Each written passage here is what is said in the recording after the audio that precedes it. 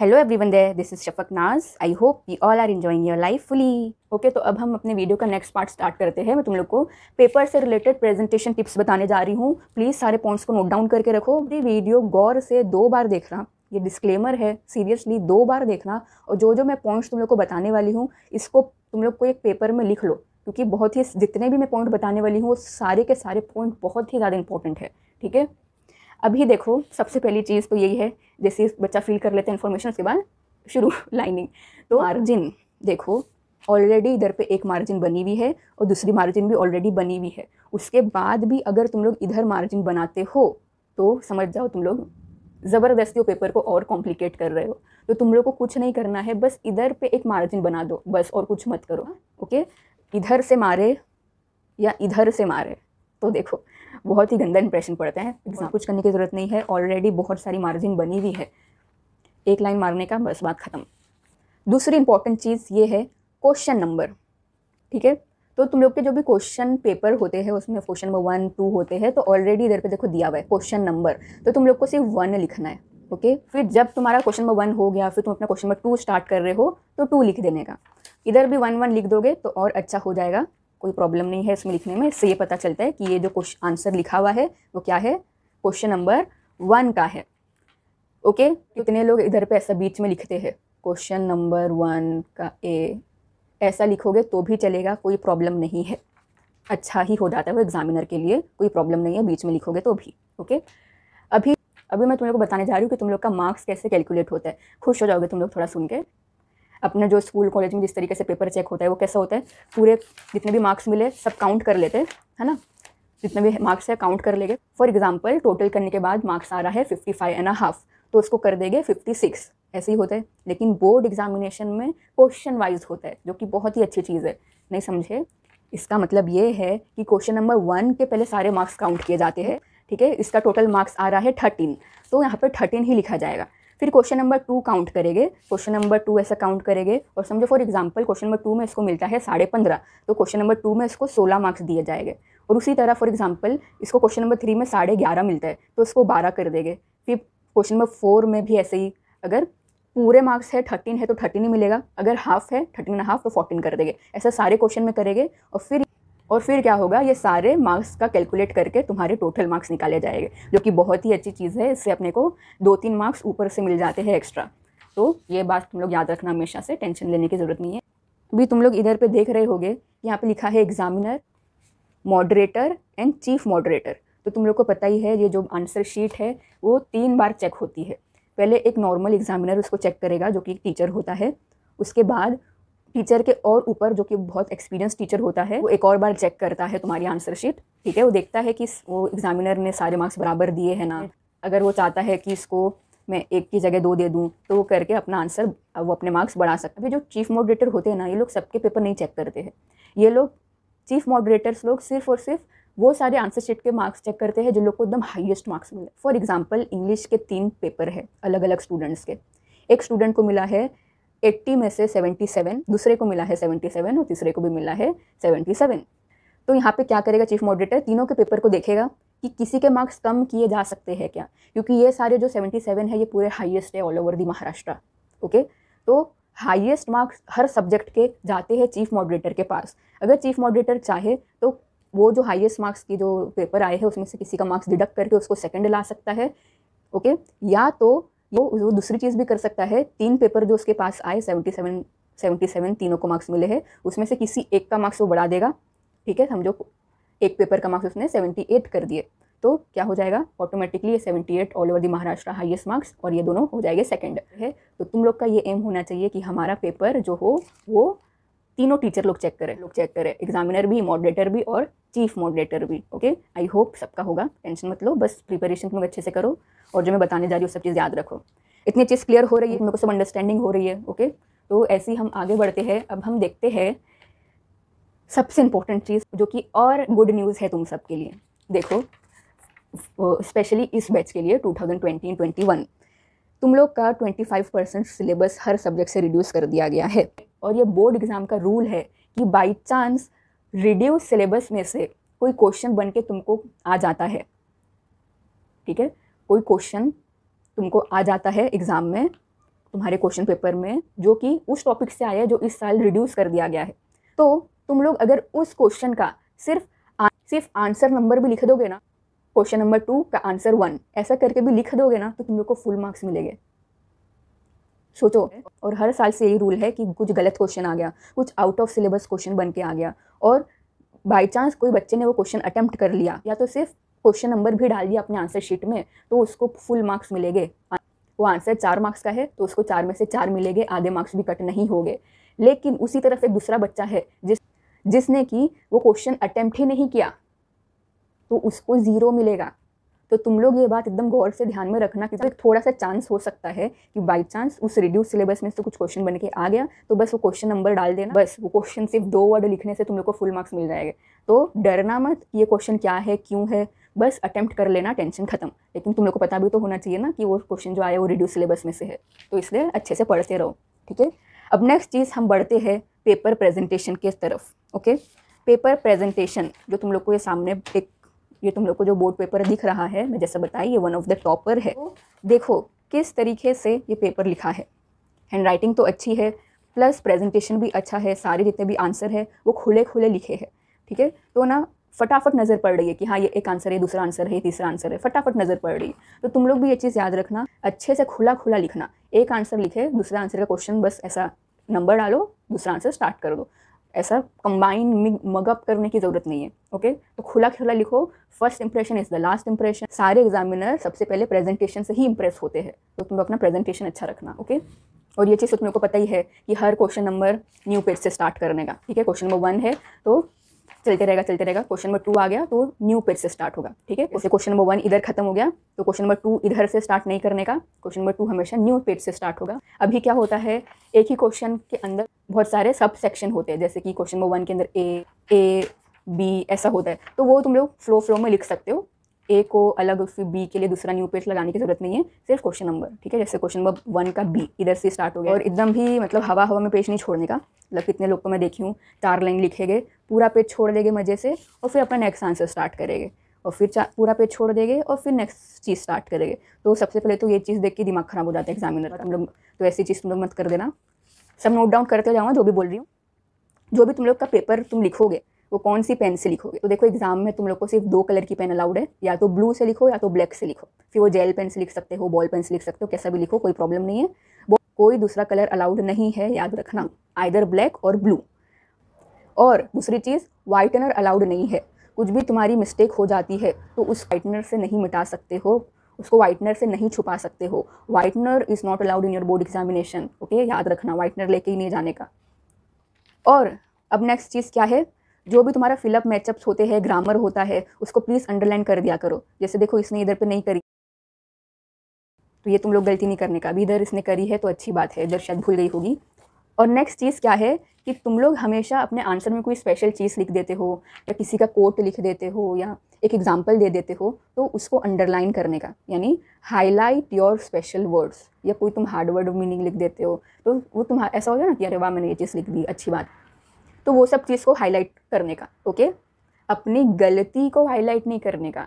Means तुम्हारे से अगर कुछ गलती हो जाती है तो उसको सिर्फ एक लाइन मार के कट करने का, पूरा ऐसा ऐसा कट करने की, ऐसा ऐसा अंडू गुंडू करने की ज़रूरत नहीं है। ओके, तो always highlight your special words, not your mistakes. Please जो भी गलती हुई एक कट मारो और आगे बढ़ जाओ, ऐसा ऐसा करने की ज़रूरत नहीं है, बहुत गंदा लगता है वो, बल्कि और उस पर फिर नज़र जाती एग्जामिनर की कि इसने गलत कर दिया, ठीक है। और नेक्स्ट चीज़, आज के ज़माने में भाई इंस्टाग्राम वाले हम तो व्हाट्सएप वाले हैं, फेसबुक वाले हैं, तो वो सिर्फ इंस्टाग्राम पे ही रहने का, वो अपनी लैंग्वेज को पेपर में नहीं डालने का। ओके, यानी कि इंस्टाग्राम में जो भी अपन शॉर्ट वर्ड्स लिखते हैं, एक्रोनॉम्स लिखते हैं, ओके, और हाउ आर यू को HRU लिखते हैं, इम्पॉर्टेंट को IMP लिखते हैं, एज सून एज पॉसिबल को ASAP लिखते हैं, तो ये सारी चीज़ बोर्ड एग्ज़ाम अपने पेपर में लिखोगे तो गलत गया। Please avoid using WhatsApp, Facebook, Instagram language on over your board answer sheet. तो शॉर्टकट तुम लोग को नहीं करना है। यहाँ पे पेपर में पूरा लिखोगे, वर्ड की पूरी स्पेलिंग लिखोगे तो ही पूरे मार्क्स मिलेंगे, आधा लिखोगे तो आधे मार्क्स ही मिलेंगे। ओके, याद रखना। नेक्स्ट चीज़ जो तुम्हारी है वो है डोंट ओवर राइट। तुम लोग को बोला है 150 to 200 वर्ड्स का आंसर होना चाहिए, तो 150-200 वर्ड्स कितने होते हैं? एक आधा पेज होता है। हम जो भी आंसर लिखने जा रहे हैं वो ट्राई करेंगे कि आधे पेज में कंप्लीट हो जाए। लेकिन ये बात भी याद रखना कि अगर तुम एक पेज का भी लिख देते हो, यानी वर्ड लिमिट जो दी गई है उससे ज़्यादा लिखते हो, तो मार्क्स नहीं कटेंगे, उसका कोई टेंशन नहीं है। पर वो ओवर राइटिंग हो जाती है, यानी बहुत तुमने क्या कर दिया, अपने आंसर को बहुत बड़ा चढ़ा के लिख दिया, वो ऐसा हो जाता है। तो शॉर्ट लिखो, सिंपल लिखो, तो भी तुम लोग को उतने ही मार्क्स मिलेंगे। बड़ा लिखो, बड़ा चढ़ा के लिखो, एक्सेजरेटेड करके लिखो, तो भी उतने मार्क्स ही मिलेंगे। तो चीज़ भी याद रखना तुम लोग, okay. Don't overwrite, stick to the word limit. Next चीज़ है कि follow the series of question number. तुम लोग का जो भी क्वेश्चन नंबर होता है, प्लीज़ उसको उसी तरीके से फॉलो करोगे ना, तो तुम लोग भी सुने होगे, हर जगह सुने होगे, टीचर लोग से सुने होगे, ये चीज़ आसान बना देता है पेपर चेक करने वालों के लिए, ओके। तो तुम लोग काम आसान करो, एग्जामिनर का काम आसान करोगे तो खुशी से एक्स्ट्रा मार्क्स देगा। उसका काम हार्ड करोगे तो 1-2 मार्क्स तुम्हारे ऐसे वो कट कर देगा, ठीक है, सही हो गए तो भी। तो ऐसा होता है। तो तुम लोग को ये सब चीज़ नहीं करनी है भाई। बोर्ड का पेपर है, एक मार्क्स कीमती है। एक मार्क्स से लोग का मालूम है, फर्स्ट सेकंड में लोग आगे पीछे होते। एक दिन में एग्जामिनर को 20-25 पेपर चेक करने होते। तो सोचो, एक पेपर उसकी तरफ है जिसको उसको चेक करने में 15 मिनट लग रहे, दूसरी तरफ एक पेपर आया है जो पूरा क्वेश्चन आगे पीछे लिखा है, उसका पूरा टाइम बस पेजेस को यहाँ पलटने में, क्वेश्चन नंबर ढूंढने में, फिर हर क्वेश्चन का अलग अलग मार्क्स काउंट करने में ही जा रहा है। तो उसने देखा कि ये क्वेश्चन मेरे को इतने आधा घंटा लग गया चेक करने में, तो फिर समझ जाओ क्या होगा। तो प्लीज़ याद रखना तुम लोग, follow the series always please. Next है reading time always be given to you all.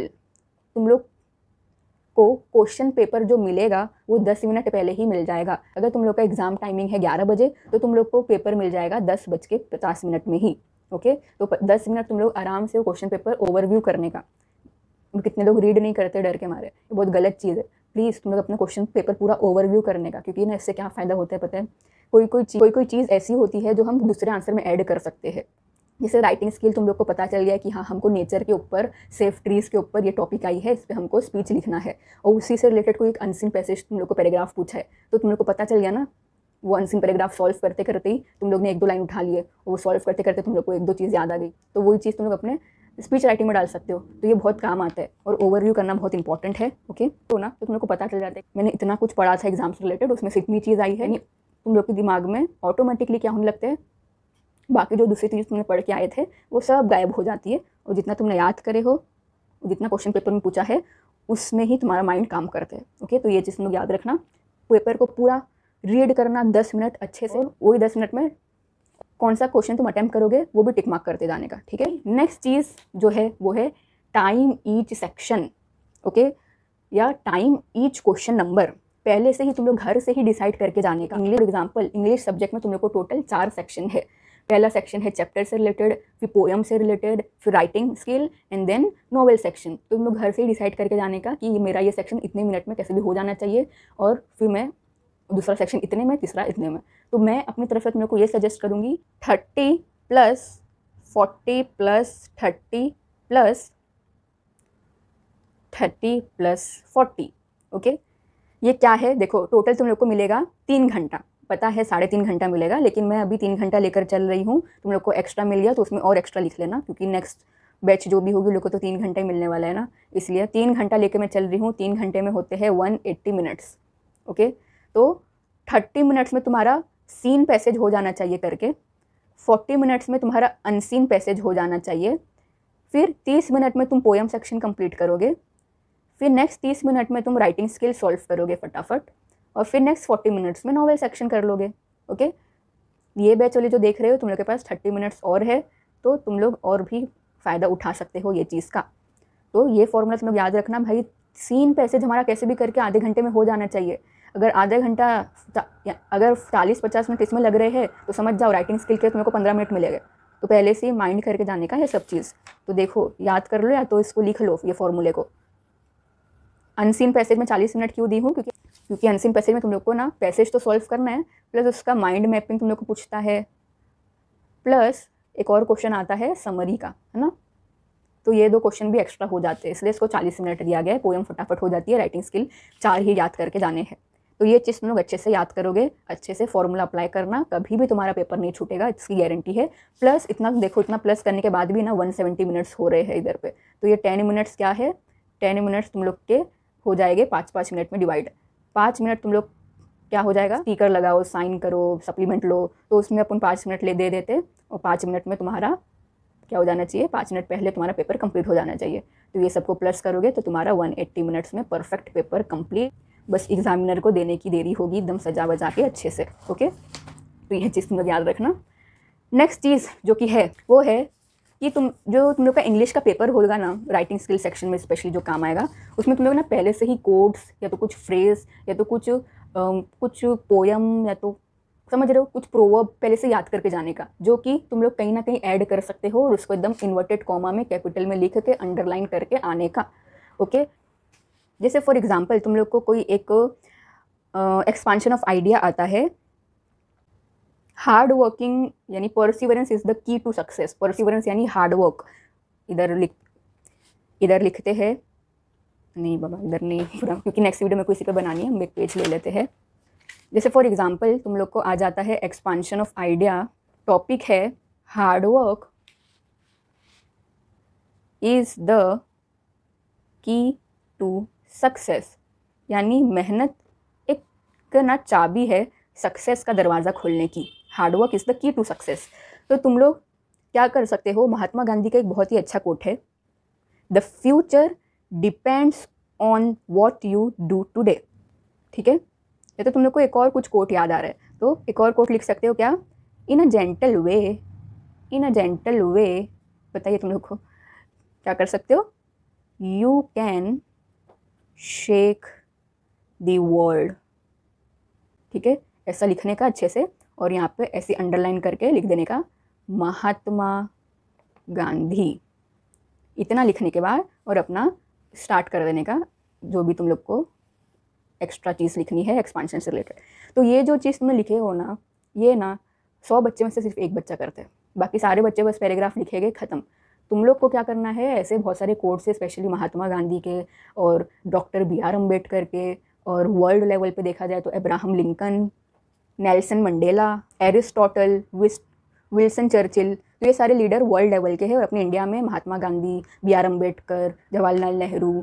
ठीक है, ऐसा करके तो इन लोग के तुम लोग क्या करो, गूगल पे जाओ, महात्मा गांधी कोट्स सर्च करो, और ऐसे बहुत सारे कोट्स तुम लोग को मिलेंगे जो कि बहुत ही बेसिक हो गए। तुम लोग ना इसको 2-3 लाइन के हो गए जो तुम लोग याद करने का, और एकदम अच्छे से ना हाईलाइट करके लिख के आने का उन लोग के नाम के साथ। ये चीज़ तुम लोग प्लीज़ अभी से अप्लाई करो। मैं तो बोलूँगी एक पेज बना लो, वो पेज में ना 10-15 अलग अलग टाइप के कोट्स लिख लो और उसको रट्टा मार के जाओ। वो कोट मैं बोल रही हूँ गारंटी कहीं ना कहीं तुम लोग लिख कर ही आओगे, बहुत काम आएगा तुम लोग को। ठीक है, नेक्स्ट चीज़ है कि पर्सनल रिस्पॉन्स टाइप क्वेश्चन, जो कि तुम लोग को इंग्लिश के फर्स्ट सेक्शन में पूछा जाता है ना, और पोएम में भी पूछा जाता है।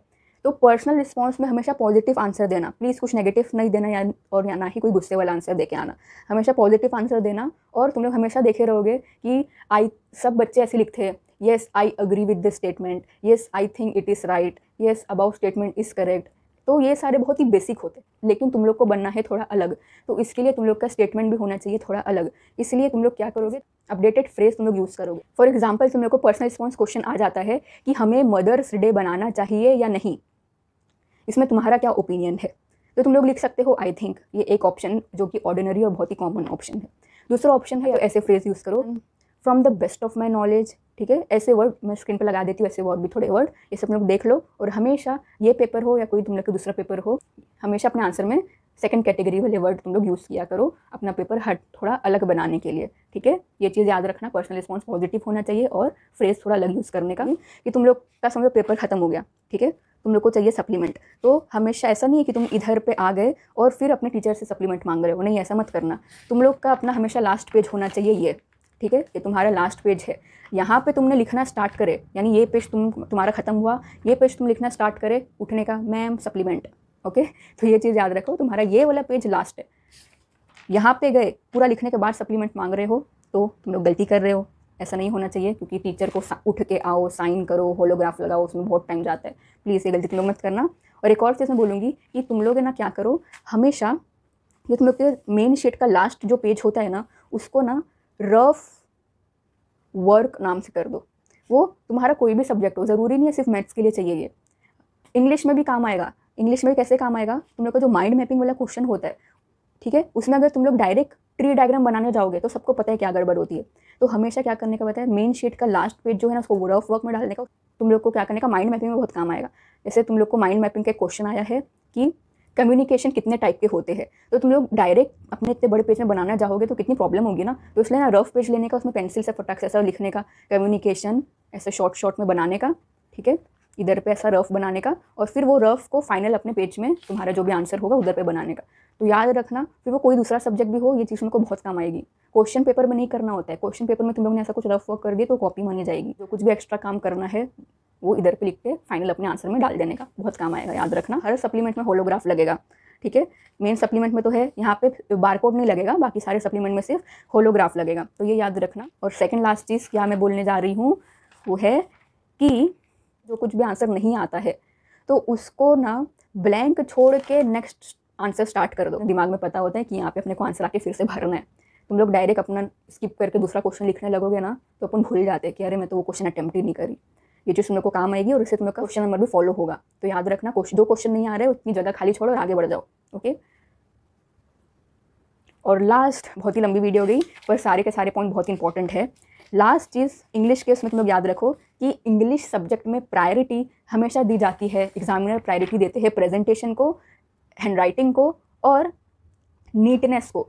जितना ज़्यादा पेपर साफ़ सुथरा है, जितनी ज़्यादा हैंडराइटिंग अच्छी है, प्रेजेंटेशन अच्छा है, उसको एक्स्ट्रा मार्क्स मिलेंगे।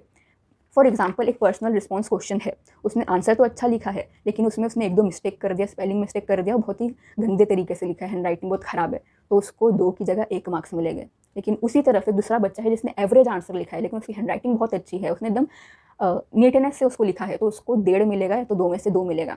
तो ये बात तुम लोग हमेशा याद रखना। इंग्लिश में और हिंदी में 3 चीज़ को अहमियत दी जाती है, राइटिंग, नीटनेस एंड वोकेबुलरी। तो इंग्लिश पेपर में ये सारी चीज़ तुम लोग ध्यान रखना। आई होप ये डिटेल्ड वीडियो तुम लोग को बहुत ही काम आएगी, बहुत ही यूज़फुल लगी होगी। अब नेक्स्ट वीडियो इससे भी ज़्यादा इंपॉर्टेंट है। नेक्स्ट वीडियो में तो और ज़्यादा मैं डिटेल में समझाने वाली हूँ कि हर क्वेश्चन को तुम लोग को कैसे अटेम्प्ट करना है। इंग्लिश का बताऊँगी कि हर सेक्शन में तुम लोग को सारे आंसर कैसे लिखने चाहिए जिससे तुम लोग को क्या हो, फुल में से फुल मार्क्स मिले। 2 है तो 2 में से 2 मिले, 1 है तो 1 में से 1 मिलना चाहिए। ग्रामर के आंसर कैसे लिखने चाहिए, सारे राइटिंग स्किल का फॉर्मेट कैसा होना चाहिए, माइंड मैप कैसे हम सॉल्व करें, ये सारी चीज़ मैं तुम लोग को इस आंसर से रिफ़र कर करके समझाऊंगी। तो वो सारी, तो नेक्स्ट वीडियो तो और डिटेल में तुम लोग देखना, भले ही फास्ट स्पीड में करके देखना लेकिन पूरी वीडियो देखना, ओके। तो अब नेक्स्ट वीडियो में मैं तुम लोग को बताऊंगी कि ये जो पेपर है इसमें इस लड़की को 65 मार्क्स मिले हैं। ये 65 72 कैसे हो सकता था, 75 कैसे जा सकता था। इस लड़की ने क्या क्या गलती करी है जिसकी वजह से इसके मार्क्स कम हो गए। 80 में से 65, अगर 20 इंटरनल इसको मिलते हैं यानी इसको 85 मार्क्स मिले हैं 100 में से, ठीक है। तो मैं तुम लोग को नेक्स्ट वीडियो में बताऊंगी कि ये लड़की ने किधर किधर गलती करी है जो कि तुम लोग को नहीं करनी है, ताकि तुम लोग का 65 की जगह 75 मार्क्स आए। नेक्स्ट वीडियो ज़रूर देखना और प्लीज़ इस चैनल को सब्सक्राइब कर लो, ज्वाइन हो जाओ इस चैनल से और अपडेटेड रहो हमेशा, क्योंकि सारी की सारी वीडियो तुम सबके काम की ही है। इसलिए प्लीज़ इसको जितना हो सके अपने फ्रेंड लोग के साथ भी शेयर करो। एक और चीज़, कमेंट सेक्शन में मुझे तुम लोग बताओ ये सारी चीज़ों में से सबसे इंपॉर्टेंट चीज़ तुम लोग को कौन सी लगी जो तुम लोग को पहले नहीं पता थी। ये कमेंट सेक्शन में बताओ ताकि मुझे भी थोड़ा पता चलेगा कि तुम लोग पूरी वीडियो देखे हो या नहीं देखे हो, ओके। तो अब हम मिलेंगे नेक्स्ट वीडियो में। Good bye.